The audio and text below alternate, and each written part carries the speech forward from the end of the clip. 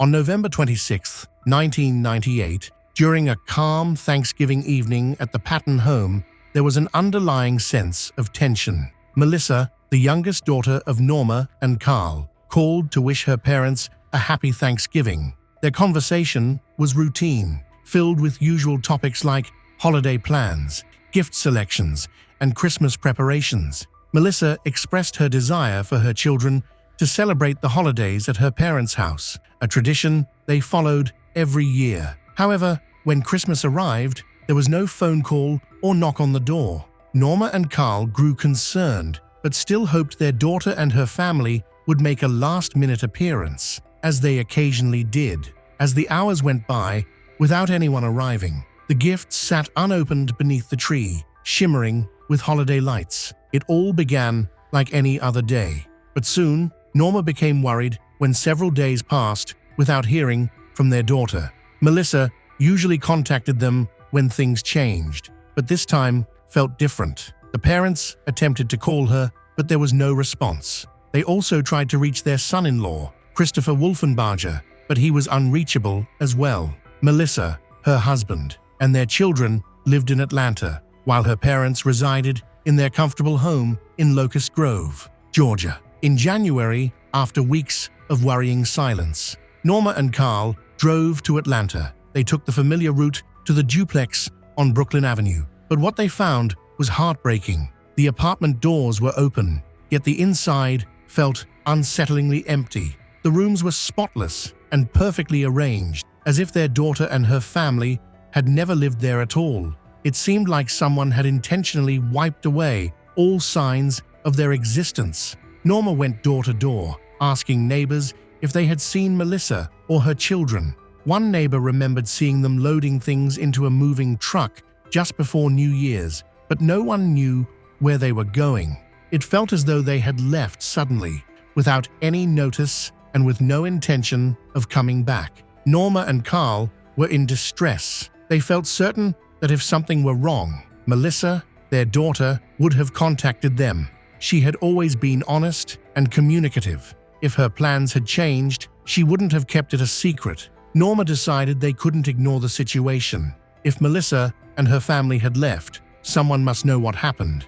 They reached out to the glass manufacturing company where their son-in-law, Christopher, worked. The management confirmed that Christopher was employed there as a truck driver but had recently been let go due to an accident involving one of the company vehicles. When they inquired about Christopher's future plans, the management had no information. He had simply disappeared along with his family. Time went by without any updates. In January and February, Norma kept trying to contact Melissa, but each day brought only more disappointment. Her birthday in February was particularly hard. Melissa usually called to wish her well, even when she was busy, but this time there was no call. Norma finally understood that her daughter's silence was not a mistake. Something awful must have happened. What could have caused Melissa to leave her previous life behind? Norma and Carl struggled to understand. They remembered how their youngest daughter was always cheerful and affectionate. From a young age, she stood out among her peers, actively joining school beauty pageants and assisting her older sister, Tina, with her projects. They had dreamed together of opening a veterinary clinic to rescue as many animals as possible.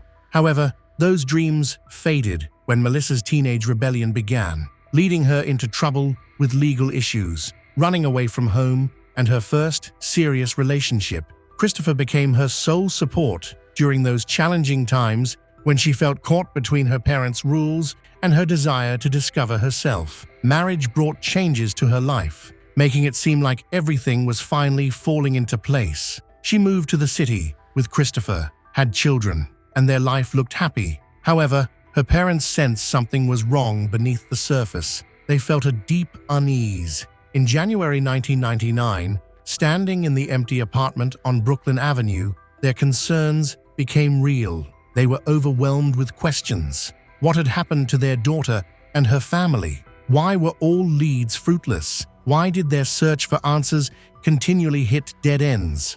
Why hadn't any of the neighbors seen Melissa since New Year's? What happened to her children? These small details took on a dark significance.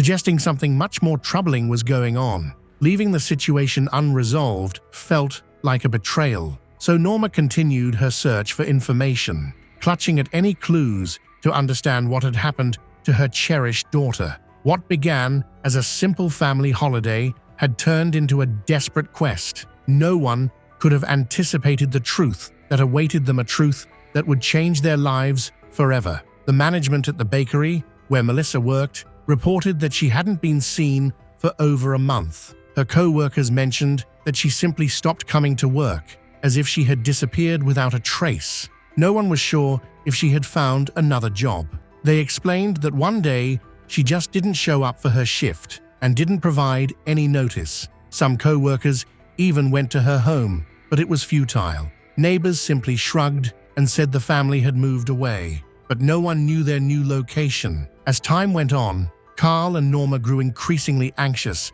as there was still no news from Melissa. They were worried sick, praying for their daughter's safe return. With each month that passed, their hope dimmed, but they held onto it tightly as if it were their only lifeline. They struggled to understand why Melissa hadn't reached out, since she had always maintained a close connection with them, even during her difficult teenage years. It felt like they were trapped in a nightmare. By January 2000, the Patton family was becoming increasingly worried. Norma reported Melissa missing to the police, prompting an investigation. Detectives quickly found Melissa's husband, Christopher, who had also been out of touch. He eventually returned, but Melissa and the children were still missing. Christopher stated that Melissa had left voluntarily, pursuing her dream of a new life in California. However, Norma and Carl knew their daughter well. They were convinced she would never simply vanish without any explanation. Although the parents were convinced that Christopher was concealing information, the police found no reason to take further action. Melissa was an adult and had the right to go to California if she chose to do so. Since her husband had not reported her missing, the police did not consider her a missing person, as there was no evidence of any crime. The investigation reached a standstill. Christopher maintained that Melissa had been preparing for this move for some time by working extra shifts at the bakery, saving money, and occasionally renting a hotel room to avoid a long commute after tiring hours. He claimed this was her way of getting ready for a new chapter in her life. One day, she simply did not return, and Christopher believed she had finally gone through with her plan to leave for California on her own. He emphasized that there was nothing peculiar about her departure, attributing it to Melissa's wish to start anew. Detectives aimed to pressure Christopher by discussing his past. His childhood was filled with difficulties. While they did engage in some minor trouble,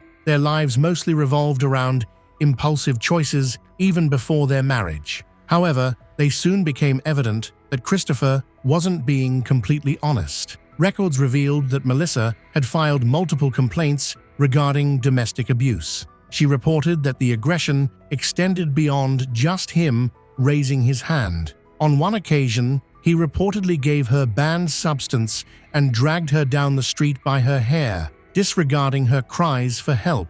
When Christopher learned of these allegations, he filed a counterclaim, complicating the legal situation. During one hearing, Christopher requested to speak with Melissa privately. After a brief, unheard conversation, Melissa decided to drop her complaint and went home with him, simply stating, "They have kids, after all." After Melissa disappeared, Christopher took an unexpected step.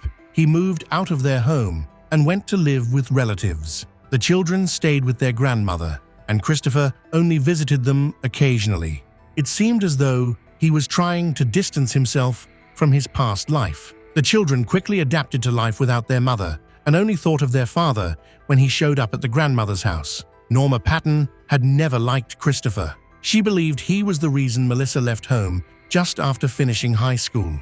To her, this marriage was a source of disappointment and pain. He was never who he pretended to be. She often remarked, while looking at photos of her daughter, now that Melissa was gone, those words felt eerily prophetic. As the details of the past started to come to light, a troubling and darker image of the Wolfenbarger family took shape, revealing that their happiness was just a facade. Tina Patton shared a memory with detectives about noticing a bruise on Melissa's neck that looked like a handprint. Melissa broke down in tears and pleaded with Tina not to tell anyone. Christopher Wolfenberger, Melissa's husband, frequently changed his story. Initially, he said the last time he saw Melissa was in December 1998. However, during questioning in the spring of 2000, he unexpectedly claimed that he had seen her on the street close to their home in March or April of 1999. This inconsistency raised further suspicions without providing any clear answers in the case. In 2003, 5 years later, the Patton family was back in the news, but this time the focus was on Carl Patton. He had been arrested due to a serious crime. It was revealed that Carl had previously encountered legal issues in the mid-1980s when he served a brief sentence for theft and was released on parole. Although he had attempted to avoid further trouble, his past eventually caught up with him. Over 20 years later, DNA evidence connected him to a crime. On February 23, 2003, Carl was taken into custody for the murder of 31-year-old Liddy Matthew Evans, which occurred in 1977. Her body had been discovered in a river, wrapped in a sleeping bag and attached to a concrete block, with a gunshot wound to the head as the cause of death. This incident was not the only crime linked to Carl. After Carl's arrest, his wife Norma made a surprising decision. She agreed to testify against him in exchange for immunity. This arrangement was finalized, and Norma began sharing detailed testimony that shocked everyone. She revealed that between 1970 and 1977, Carl and his friend Joe Cleveland committed several crimes, starting with the murder of Carl's uncle, Fred Wyatt, and his uncle's girlfriend, Carl, fearing that Norma knew too much, persuaded her to help eliminate any possible witnesses. Norma recounted that on December 17, 1977, Carl brought his uncle and his uncle's girlfriend to their home, where he used a shotgun to kill them. Afterward, he and Norma wrapped the bodies in sleeping bags, added weights, and disposed of them in the river. Norma cleaned the house and removed the blood, while Carl burned the blood-stained couch in the backyard. However, they did not clean the trunk of their van, which had bloodstains. When investigators discovered blood in the trunk that matched the victim's blood type, Carl and Norma were questioned, but there wasn't enough evidence to charge them at that time. It wasn't until 25 years later, when DNA testing confirmed Carl's involvement, that he was arrested on February 23, 2003. After Carl's arrest, rumors started to spread regarding his possible involvement in Melissa's disappearance. Some people speculated that Melissa could have been harmed by her father, fearing that family members might speak out. However, there was no solid evidence to back this claim. Carl strongly denied any wrongdoing, stating he would never harm his daughter. He only dealt with those who threatened his family. Yet many sensed an unsettling truth behind his words. The doubts about Carl weren't limited to Melissa's case. There were also whispers of his connections to criminal organizations in the southern U.S. dating back to the 1960s. He had gained a reputation as a ruthless shooter, despite consistently denying any involvement in illegal activities. In 2003,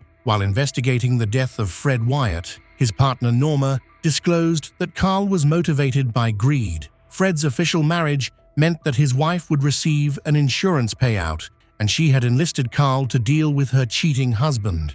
After 25 years, Carl Patton was finally arrested and convicted, but that was not enough. When the news about the reopened Melissa Wolfenberger case appeared in the newspapers, a forensic expert contacted Sergeant Raymond Layton to inform him that they had been holding unidentified remains at their facility for 4 years. These remains were body parts discovered in different months of 1999, specifically in the area where Melissa's family lived. Back in 1999, when Melissa had been missing for 5 months, on April 29, 1999, authorities from the Atlanta Police Department found a severed human head in a black garbage bag on Avon Avenue Street near Hartford Street. According to Sergeant Layton, the gruesome discovery was made near the glass manufacturing company where her husband, Christopher Wolfenbarger worked and where he had been fired after being suspected of stealing a hacksaw. Patton Layton said, on June 3, 1999, several dismembered human body parts were found in black garbage bags in a wooded area between Hartford Place and Avon Avenue. The body parts found included legs, arms, and feet, but the torso was never located. At that time, the remains were still unidentified. Melissa Wolfenbarger was still missing. However, her mother, Norma, said she knew it was only a matter of time before the remains would be identified as her daughter's. Therefore, she continued to watch the news every day for 4 years. It took years for the remains found on Avon Avenue to be identified as Melissa's. Carl Patton, Melissa's father, learned the heartbreaking news while he was in prison. He was overwhelmed with grief upon finding out that his daughter's dismembered remains had been discovered shortly after her disappearance, but had not yet been identified. The most devastating part for him was that DNA testing, which could have clarified what happened to Melissa, was not done until almost 4 years after his arrest. This delay resulted in lost time and crucial evidence that could have helped solve the case much earlier. Forensic analysis showed that Melissa's neck had been cut with a saw, and her skull had been bleached. This led experts to initially think the remains were male. The bleach also hindered the ability to tell if the injuries happened before or after her death. Her head and limbs were placed in trash bags and discarded along busy roads, complicating efforts to track the suspect's vehicle. The exact time and cause of death are still unknown, as her torso was never located. Christopher was questioned again after his wife's identity was confirmed. He told investigators that he had been cooperative from the beginning and provided all the information he had years ago. He claimed he had no reason to hurt Melissa, noting that there was no life insurance, no assets, and no debts involved. Christopher pointed out that he would never have left her remains near his workplace, as it would only raise suspicion. He even spoke to reporters, expressing his belief that Melissa had changed her name and started a new life elsewhere, and he hoped she would return one day, especially for their children's sake. This is why he never reported her missing. Tina, Melissa's older sister, felt the loss more than anyone else. For her, it wasn't just an open case, it was a continuous source of anguish. She often had nightmares in which Melissa cried out for help, but Tina was unable to save her. Meanwhile, Carl, who was in prison, transformed as well. He yearned for justice for his daughter, but felt powerless. For the first time, he genuinely understood the suffering experienced by the families of his own victims. The most surprising part of this story is that Carl, a convicted criminal, dedicated his last years to seeking justice for his daughter Melissa. Although he clearly loved her, her death remained unsolved. Her remains had been discovered, but no one had been arrested or charged. In 2017, Norma Patton reached out again, this time contacting Cheryl McCollum, an investigator who specializes in cold cases. Cheryl, known for her true crime podcasts and shows, first met Norma at a formal dinner. That evening, Norma approached her and immediately said her daughter was decapitated and she needed Cheryl help.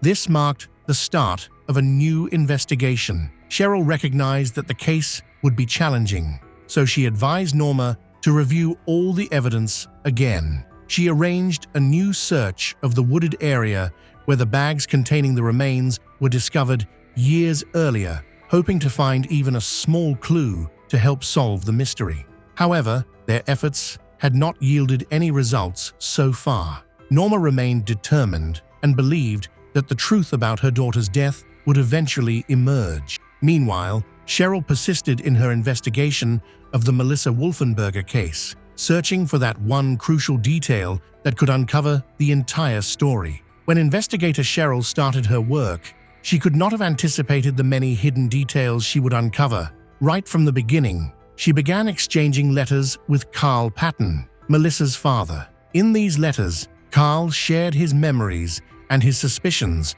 about who was responsible for his daughter's disappearance. He repeatedly pointed to her husband, Christopher Wolfenbarger, Carl was clear in his feelings about his son-in-law. He believed Christopher had negatively impacted his daughter's life from the very start of their relationship. Melissa used to be a happy and vibrant person, but everything changed when Christopher came into her life. Carl believes that Christopher influenced her to sneak out of the house at night to meet him, taught her how to steal, and even attempted to steal Carl's car twice in order to run away to California with Christopher. After Melissa became pregnant and had their daughter, Christopher's control over her intensified. He worked to cut her off from her parents, so Norma and Carl only got to see their granddaughter, Christina. When Christopher was at work, Melissa would speak in a scared whisper, worried that she would get into serious trouble if her husband found out that her parents had visited. Carl remembered how Melissa ignored his warnings. Even with the constant bruises on her arms and neck from Christopher, she thought she could turn her life around. But when she didn't come for Christmas, Carl sensed something was seriously wrong. He suspected that Christopher was connected to her disappearance, but he found it difficult to prove. What troubled Carl the most was that his grandchildren didn't realize their mother hadn't left to begin a new life. She was gone forever. In his letters, Carl explained how he attempted to help with the investigation while he was in prison. He encouraged the experts to look for DNA traces in the trash bags with the remains, pointing out that the person who tied the knots might have left evidence behind. He mentioned, "There's no such thing as a perfect crime," yet the police never found any evidence connecting Christopher to the case. Carl remained hopeful that the investigation would eventually produce results. In one of his letters, Carl thanked Cheryl for her support and mentioned that he only realized the severity of his own actions after losing his daughter. This profound loss helped him understand the pain experienced by the families of his victims. He hoped that one day his grandchildren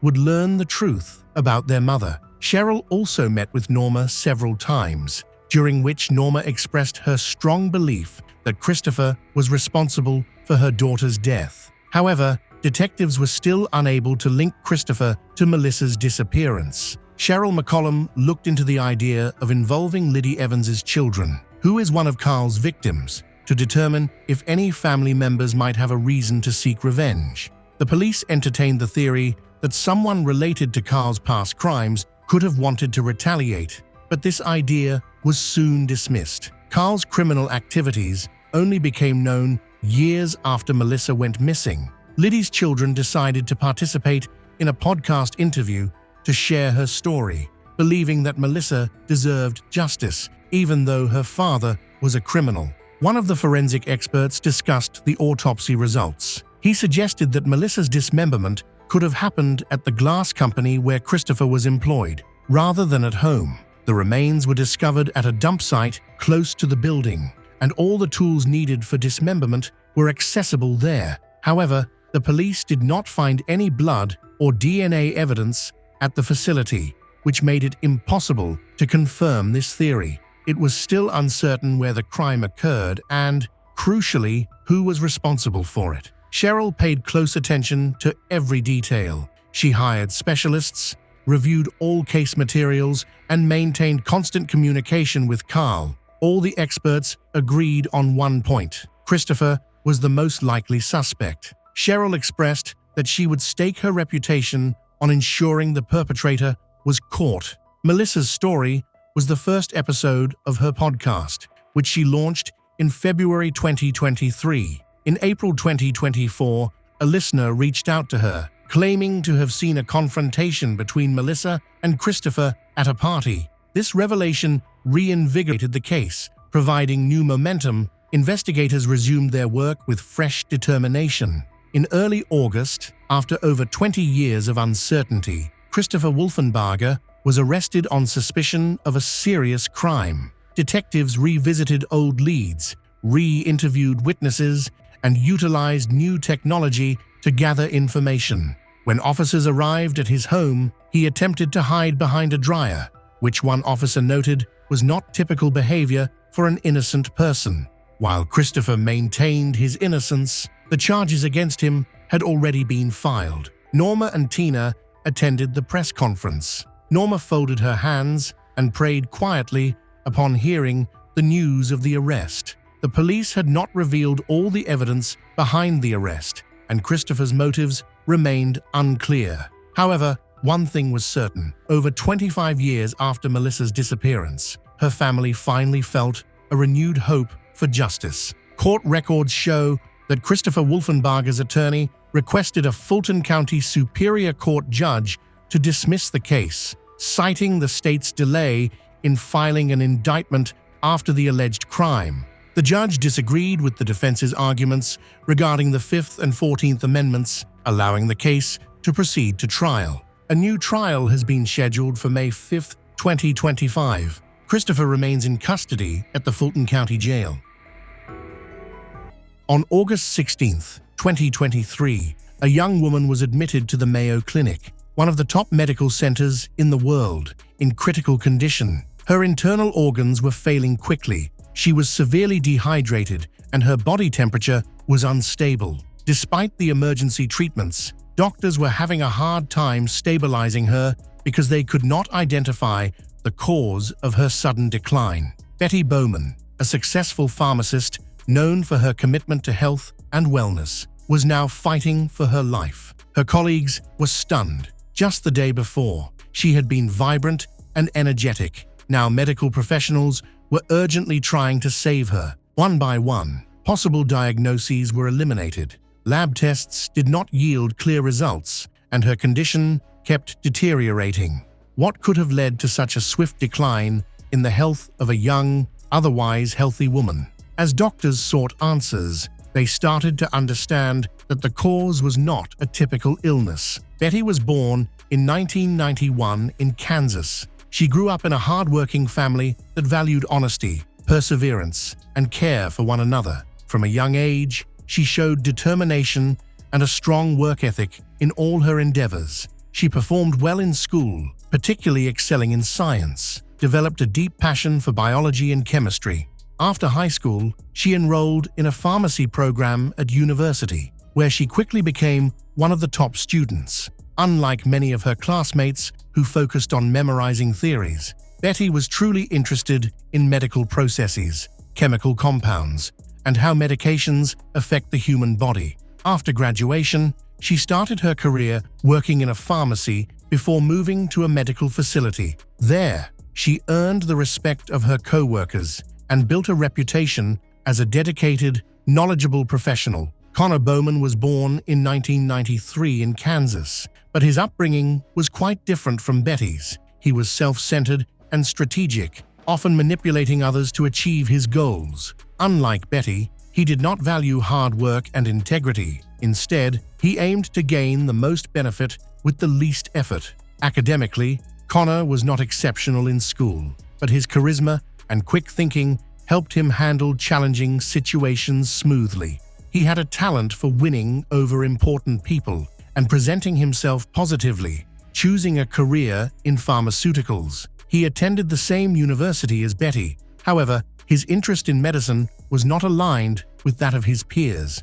While they wanted to help others, Connor approached pharmacology with a focus on influence and control over the human body. Later, he pursued further education in a medical program to open up more career opportunities, elevate his professional standing. Betty and Connor met while studying at university. Despite their differing personalities, they formed a relationship.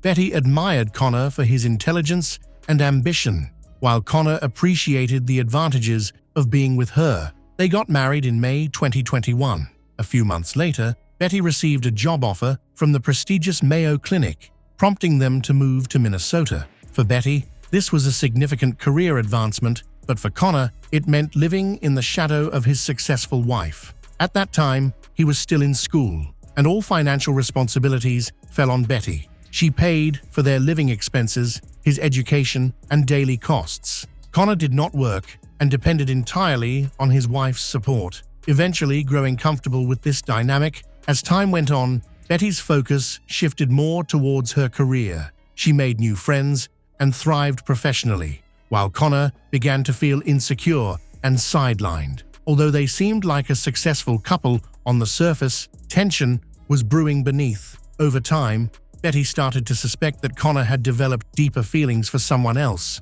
When she discovered the truth, her suspicions were confirmed. It wasn't just a casual affair, but genuine affection. This revelation became the breaking point for Betty, leading her to decide on a divorce. To her, it made sense, but for Connor, it meant losing his comfortable lifestyle and financial stability. He realized that post-divorce, he would be starting from scratch with debts and no safety net. Divorce wasn't in his plans. He considered another option that promised both freedom and financial gain. On August 10, 2023, Betty Bowman was at her home in Rochester, Minnesota. She had invited a close friend over for the evening to relax, catch up, and take a break from work. It had been some time since they last met. Both were excited to spend time together. Connor was also home that evening, but he typically did not join these gatherings. He usually kept to himself, showed little interest in Betty's conversations with her friends, and preferred to focus on his own activities. That day, Connor was behaving unusually. Out of the blue, he offered to make smoothies, which surprised Betty. He had never shown interest in cooking or care for her meals before. Household chores always fell to her. This unexpected gesture felt out of character for him.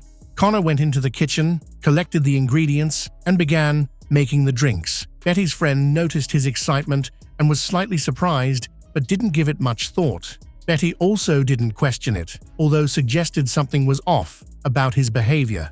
A few minutes later, he came back with 2 glasses. When Betty took a sip, she quickly realized something was wrong. The drink had a bitter, slightly salty aftertaste that felt unusual. She frowned, perplexed by the strange flavor. Her friend, intrigued by the reaction, decided to give it a try too. The taste was indeed horrible, and the smoothie was ruined. However, no one considered what might have caused the bad flavor. They just set the glasses aside and moved on. Connor didn't offer any explanation. He didn't suggest making another batch, didn't explain the strange taste, and showed no interest in the fact that the drink was undrinkable. Betty quickly brushed off the incident, thinking he simply made a bad smoothie. However, it wasn't an accident. It was actually the first attempt, which failed because she hadn't finished the drink. Connor recognized his error and realized that next time he needed to ensure it turned out better. On August 14,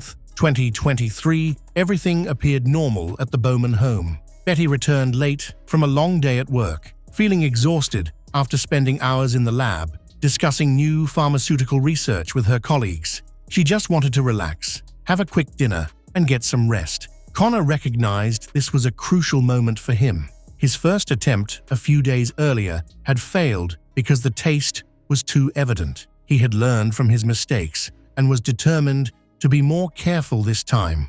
Throughout the day, he researched how the added substance would affect the body and calculated the precise amount needed to induce a severe reaction without immediate effects. He waited for the perfect moment when Betty was tired and less likely to notice anything unusual.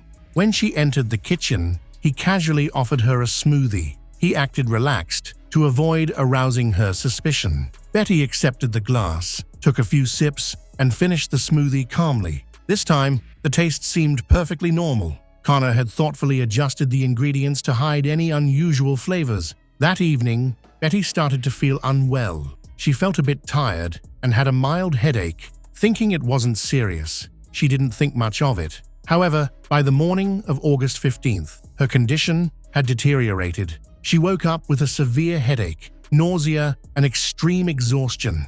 Shortly after, she began to have serious stomach problems. Her body was losing fluids quickly, and even a small sip of water made her feel sick again. By midday, Betty's condition had worsened. She struggled to get out of bed, feeling as if her body was heavy. Her temperature was gow, and her muscles hurt. By evening, her weakness intensified to the point where walking to the bathroom became difficult. She was very dehydrated, and she kept feeling sick. Every time she tried to eat, she felt even worse. On August 16th, she recognized that she could no longer take care of herself. She felt so weak that even a simple phone call was tiring. She contacted the Mayo Clinic to explain her symptoms. Later that day, Betty Bowman was admitted to the hospital in critical condition. She was dangerously dehydrated, her blood pressure was unstable, and she had a high temperature. Doctors quickly initiated a thorough evaluation, but they could not determine the cause. Initial tests indicated severe complications affecting her internal organs. The most alarming finding was in her intestines, where scans showed areas of dead tissue.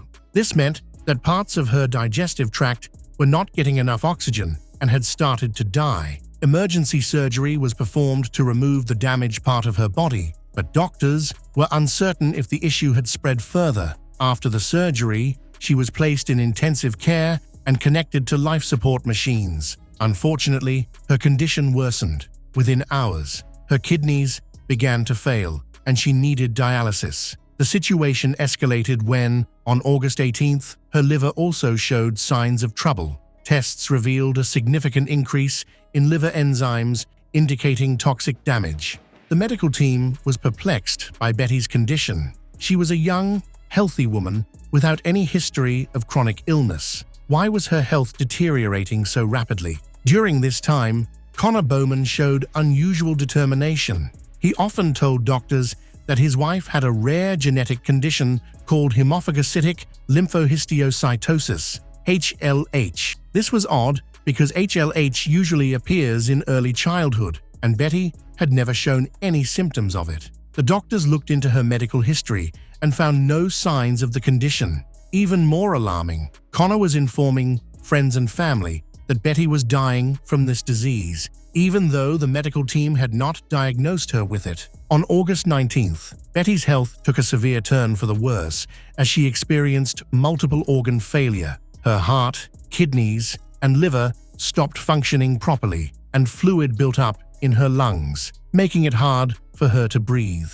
Despite the doctor's best efforts, the situation looked dire. On August 20th, 2023, at 2:50 p.m., Betty Bowman, 32, was declared dead. The medical team could not determine the exact cause of her death. However, her husband's lack of questions and his behavior raised some concerns. He did not seem to seek answers, inquire about possible causes, or request further examination. Instead, he appeared to act as if he already anticipated the outcome. After Betty's death, doctors recommended an autopsy because Betty's unexpected decline was puzzling, and standard protocols call for a post-mortem examination. However, Connor firmly opposed this. He asserted that Betty had always expressed a desire not to have her body used for medical research. This declaration surprised the staff at the Mayo Clinic, as it is common for families to seek answers when someone who seemed healthy dies suddenly.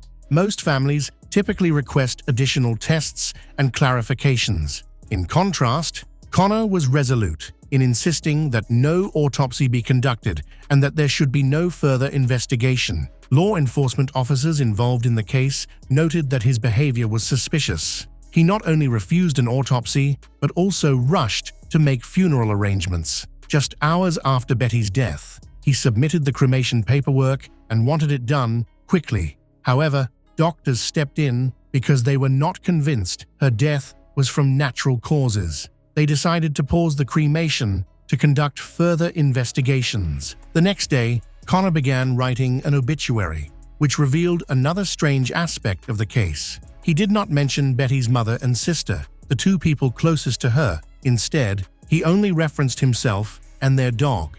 This made it seem like he was intentionally downplaying Betty's family ties, almost trying to erase parts of her life. Around this time, Connor invited an acquaintance over for drinks. The acquaintance later noted that they had expected to find a grieving husband in distress. However, when they arrived at the house, they saw Connor looking relaxed and even cheerful. During their conversation, he showed no signs of sadness, didn't mention what had happened, and seemed unfazed for someone who had just lost his wife days earlier. Just days after the funeral, Connor started openly talking about the $500,000 life insurance payout he received after his wife's death. It seemed like he was satisfied with how things had turned out.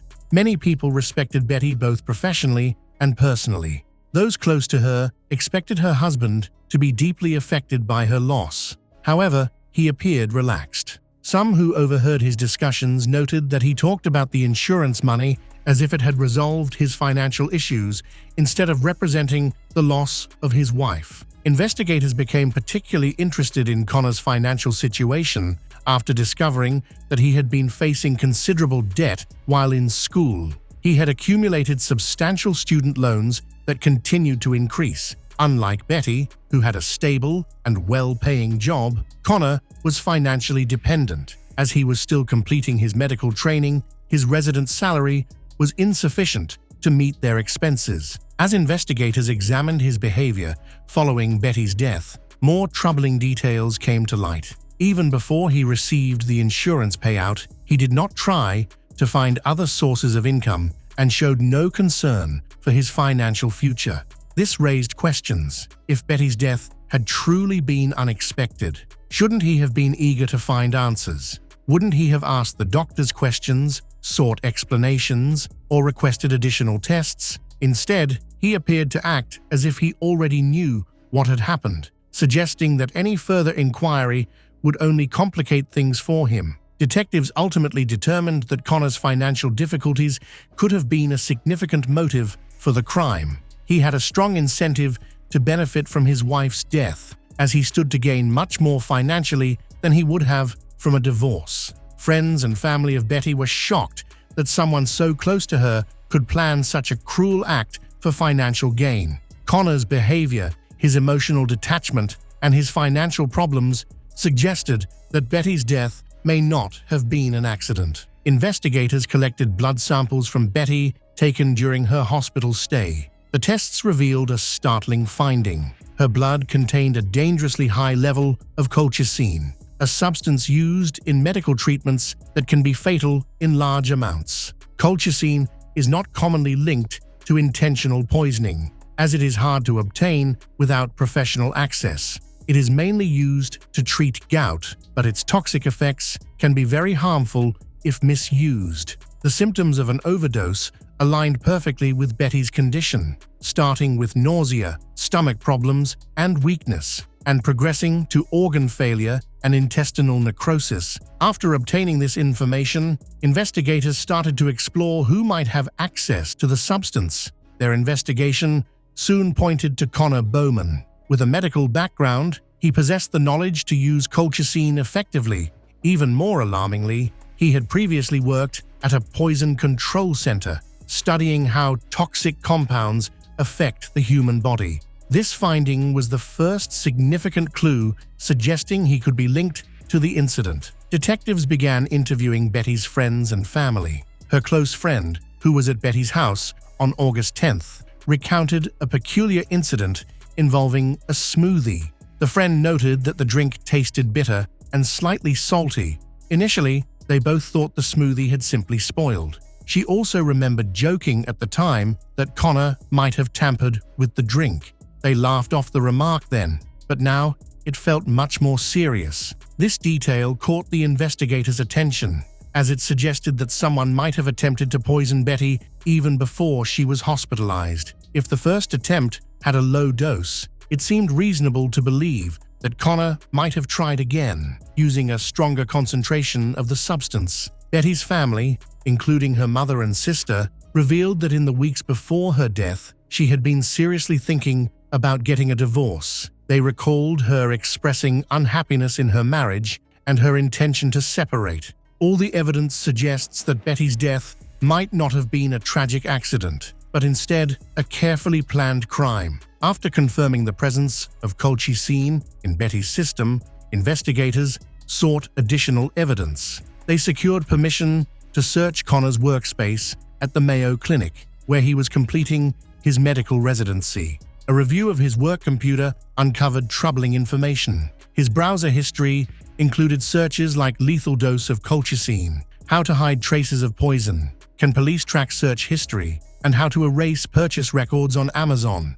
These searches were significant to the investigation, suggesting that Connor had researched fatal dosages beforehand and was actively looking for ways to conceal his actions. Investigators looking into Connor Bowman's online accounts found that he had bought substances not connected to his medical practice. These substances included colchicine, and sodium nitrate, raising further alarm. Although sodium nitrate is often used in the chemical and food sectors, it can be toxic in higher doses. The investigators determined that Connor was experimenting with various compounds, trying to find a subtle method to harm his wife without attracting attention. The investigation also revealed that Connor was claiming to be a widower on the dating app Bumble even before his wife's death. A woman who met him on September 5th reported to investigators that she asked him if it was appropriate to flirt with someone else after his wife's passing. Connor said it was a good question and that he was open to dating again. He expressed that he knew what he wanted in life and believed that Betty would have wanted him to move on and be happy. The documents state that he told her his wife had died from listeria poisoning earlier in the summer. Additionally, another woman who met Bowman on August 29th, just 9 days after Betty's death, found it odd when he mentioned a significant life insurance payout he received, which he used to pay off his student loans. On October 20th, 2023, authorities issued an arrest warrant for Connor Bowman. By then, there was substantial evidence against him, including lab reports, his search history on his work computer, and his suspicious behavior after Betty's death. He was arrested in the early morning at his home in Rochester, Minnesota. Officers arrived with the warrant, and Bowman was taken into custody without putting up a fight. He remained calm and showed no aggression, but he also did not try to defend himself, which caught the attention of investigators. The court set Bowman's bail at $2 million, but he could not afford to pay it. After his arrest, his financial situation changed dramatically. His accounts were frozen and his assets were investigated without access to his funds. He stayed in custody while waiting for his trial. Meanwhile, investigators worked to collect more evidence to fully understand the crime. They looked into his communications, financial records, and relationships with colleagues and acquaintances to identify potential motives, find any additional incriminating information. The legal process was just starting, but it was already evident that Connor Bowman would face justice. After his arrest, Betty's family and friends called for the toughest punishment available. They were certain that her death was the result of a premeditated crime. They sought a life sentence, convinced that someone who could commit such a deliberate act should never be released. The prosecution was diligent in building a strong case, making sure the evidence was compelling and undeniable. Although the trial had not begun yet, the evidence clearly indicated Connor's guilt. Betty's family endured a painful wait for justice. They found it hard to accept that someone she had trusted, who had been in her life for many years, had betrayed her in such a devastating manner. Her mother and sister remembered conversations where Betty had shared her unhappiness and her desire to move on, never expecting that things would turn out so tragically. Betty's friends played an important role in the case. Several of them served as witnesses, sharing valuable testimony and information that strengthened the investigation. They supported her family in their quest for justice, ensuring that the responsible individual would be held accountable. Connor Bowman was charged with second-degree murder in the summer of 2023 in the death of Betty Bowman, but a grand jury indicted him on first-degree murder in January 2024. Connor Bowman's trial has not happened yet. The law enforcement is still collecting evidence and getting ready for the court case. However, a trial date has not been established. It was a quiet December night. The children were asleep, and the house was peaceful. However, something terrible was happening behind a closed door. By the next day, Lindsay Quay had disappeared. There were no phone calls, no notes, just silence and a strange account from the man who lived with her. Initially, no one knew what to make of it, but as time went on, the truth began to emerge. What really occurred that night in Southport? Lindsay Wilson was born in the seaside town of Southport, near Liverpool. As one of 6 children in a loving and supportive family, Lindsay flourished in the caring environment provided by her parents. She had a strong bond with her siblings, especially her brother, Peter Wilson, who was just a year older. They shared laughter, secrets, and close friendships. Lindsay had a magnetic personality that attracted others, radiating energy, compassion, and joy. Her life changed dramatically in 1995. Lindsay had first become involved with Mitchell Quay when she was 17 and pregnant by another man. Her brother introduced them. He worked with Mitchell at a local casino. What started as a promising relationship quickly escalated into a passionate romance. Within a week, they were engaged, and just weeks later, they were married. However, the celebration was muted. Mitchell's family was largely absent from the wedding, with only his brother, Elliot Quay, present. On that same day, Lindsay's father witnessed their first argument, a troubling sign of the difficulties that lay ahead, although no one could have anticipated just how severe their challenges would become. Mitchell grew up in Essex, but relocated to Southport as a teenager after the tragic loss of his mother.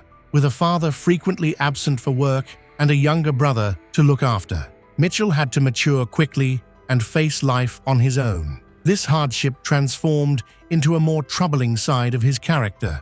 In the early stages of his marriage, Mitchell's initial charm disappeared, revealing a harsh and unyielding personality. He became possessive and unpredictable, insisting that everything go his way. Lindsay, who had hoped for a stable life, now felt completely trapped. 6 weeks after the wedding, Lindsay's daughter, Robin, was born. Mitchell began to disappear for days at a time, leaving Lindsay and Robin while he pursued affairs and wild nights. When he returned, he brought roses and offered apologies. This created a cycle of abuse that only grew tighter.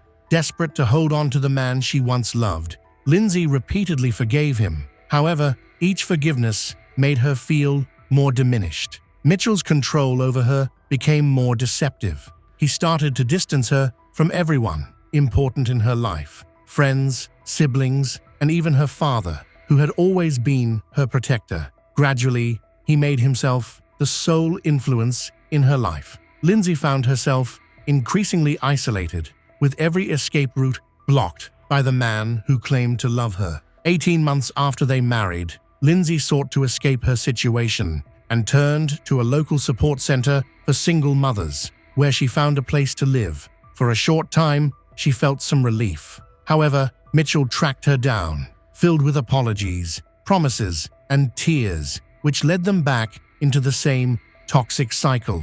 Lindsay returned home, and soon after, she became pregnant again, hoping this new start might bring change. She approached her pregnancy with quiet determination. She might have believed that the baby could transform Mitchell.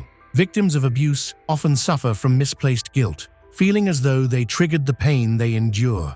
Unfortunately, nothing improved. Lindsay's mum reveals she stopped visiting her daughter because she didn't want to see Mitchell, and that the last time she saw her was on December 13th. On Christmas Eve, Mitchell visited Mrs. Wilson to collect the children's presents and told her that Lindsay was getting ready to go out. While the family felt uncomfortable, they weren't overly worried, as her absence had started to feel normal. However, as the holidays went by, without any news from Lindsay, their concern grew stronger. It was 6 weeks before a social worker reported her missing. Due to Lindsay's history of domestic abuse, the police responded quickly. Mitchell claimed that Lindsay had left just before Christmas, when she packed her bags and walked away, never to return. He insisted that she was an adult capable of making her own choices. However, both Lindsay's family and investigators found his account suspicious and doubted his statements. By April the following year, police discovered Mitchell had been withdrawing benefits in Lindsay's name. They arrested him on suspicion of murder, solicitation to cause grievous bodily harm, and fraud. Although he downplayed the seriousness of his actions, his comments unsettled those who heard them. He stated he wouldn't even help her if she were in danger after what she did to him and the kids. As time went on, suspicions about Mitchell intensified. He appeared completely untroubled and showed no signs of sadness. He gave interviews, portraying himself as a victim who had been deserted. However, investigators weren't fooled by his performance. They suspected that Lindsay never left the house alive, but they lacked evidence: no body, no confession, and no clear proof. The central question was, Where was Lindsay Quay? While Lindsay's family desperately searched for her, Mitchell seemed to enjoy being in the spotlight. With cameras rolling and reporters watching, he presented himself not as a grieving partner, but as someone who thrived on the attention. Mitchell even sent the detective a Christmas card with a bottle of hair dye and a note telling him to get rid of the gray hair to feel more confident. He reported to the authorities that he had seen Lindsay around town, specifically near shops, and in a black Mercedes with another man. He insisted she was nearby and that he could recognize her, yet no one else ever spotted her. He depicted himself as a victim of suspicion rather than tragedy. His statements were inconsistent and lacked any evidence to support them. Despite thorough forensic investigations, no conclusive evidence was found in the home he had shared with Lindsay. Investigators did discover significant purchases of cleaning supplies, which raised concerns, but without a body or evidence of wrongdoing. The case has reached a standstill. While Mitchell misled the media and law enforcement, Lindsay's family faced overwhelming silence. Her father, Peter, spearheaded a persistent search for her. He distributed flyers throughout neighborhoods to seek help and to confront Mitchell with Lindsay's image daily. He scoured canals, ditches, and muddy woods, holding on to hope but increasingly feeling despair. Peter suspected Mitchell was involved, but without a body, a confession, or any closure, he was left with grief and unanswered questions. Each week, Peter confronted a terrifying reality as he picked up his grandchildren from the man he believed killed his daughter. He maintained a calm voice and neutral expression, but beneath his composed facade was an anger he struggled to contain for Lindsay, for her children, and for the elusive truth. A pivotal moment occurred on June 9th, several months after Lindsay went missing, when police officially declared her dead. On the same day, they arrested Mitchell for her murder. During police questioning, he declined to provide any information, repeating the phrase "no comment." The evidence against him was weak, just bits of circumstantial evidence and a pattern of troubling behavior. Then, unexpectedly, after only one night in custody, Mitchell confessed. He revealed that he had killed Lindsay on December 16, 1998. That evening, they argued in their bedroom, just steps away from where their two young children were sleeping. Lindsay allegedly said she wanted a divorce. Mitchell grabbed her by the neck and held her to the floor for 20 minutes. He then placed her body in the bedroom and sealed the door with a towel to prevent her two children from smelling the corpse. In the following 48 hours, Mitchell committed a horrifying act. In the attic of their family home, he dismembered Lindsay's body. He didn't do this alone. His brother Elliot, who had previously worked in a butcher shop, assisted him. Police believe Elliot's experience helped minimize evidence and avoid mistakes. Elliot Quay was not known for being independent. Investigators described him as having limited cognitive abilities and likely needing special care. His life centered around his older brother, Mitchell, who had a significant influence on him. Unfortunately, this influence led Elliot into a dark situation. After confessing to a murder, Mitchell guided investigators to where he had hidden the remains of Lindsay. The discoveries were disturbing.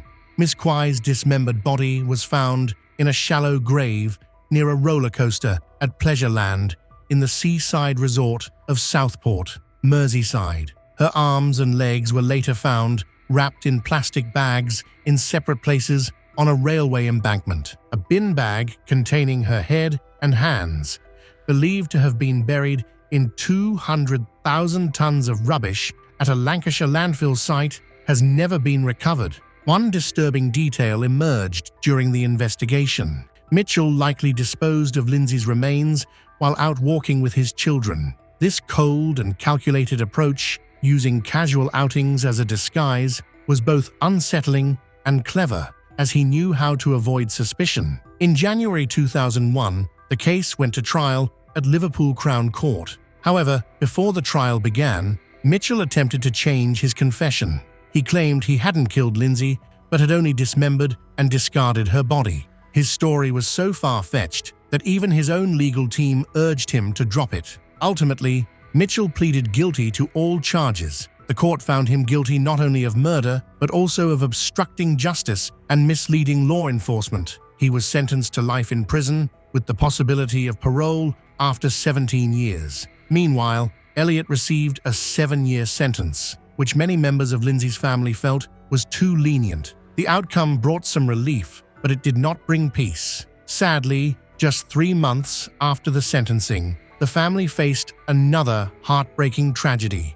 Lindsay's brother, Peter Wilson Jr., was found dead in the attic of their childhood home. He had taken his own life, leaving no note, but those who knew him understood the reason. Peter had never forgiven himself for introducing Lindsay to Mitchell. In the months following her death, he fell into a deep depression, isolating himself and overwhelmed by guilt. He often expressed that his life felt meaningless without his sister. Tragically, it was his father, who had already been burdened by Lindsay's loss, who discovered Peter's body. At that time, Peter's fiancée was pregnant, meaning another child would grow up without knowing their father, yet another victim of the devastation caused by Mitchell's actions. In 2017, Mitchell became eligible for parole. Lindsay's daughter, Robin, who was only 22 at the time, started a campaign to stop his release. She created a petition on Facebook that gathered thousands of signatures and became a powerful call for justice. The public's anger contributed to the rejection of Mitchell's parole requests. By 2022, he had been denied parole 3 times. His ongoing manipulative behavior in prison, such as aggressive outbursts and involvement in illegal substances smuggling, reinforced the arguments against his release. Lindsay's children, Robin and Jack, were brought up by Wilson family in a loving and stable environment, which was the kind of upbringing their mother always wished for them. Their story today serves as a powerful reminder that there are often people behind closed doors who are quietly asking for help.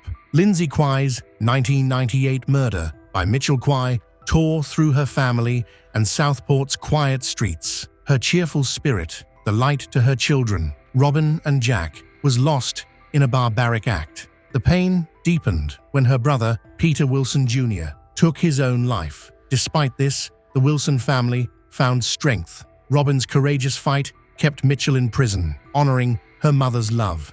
Southport's community rallied, sharing flyers and holding vigils to keep Lindsay's name alive and warn against domestic abuse. Meanwhile, her unrecovered remains leave an ache, but Robin and Jack thrive in the caring home Lindsay always wanted. Her story begs us to notice those trapped in silence, to offer help, and to hold loved ones close before it's too late.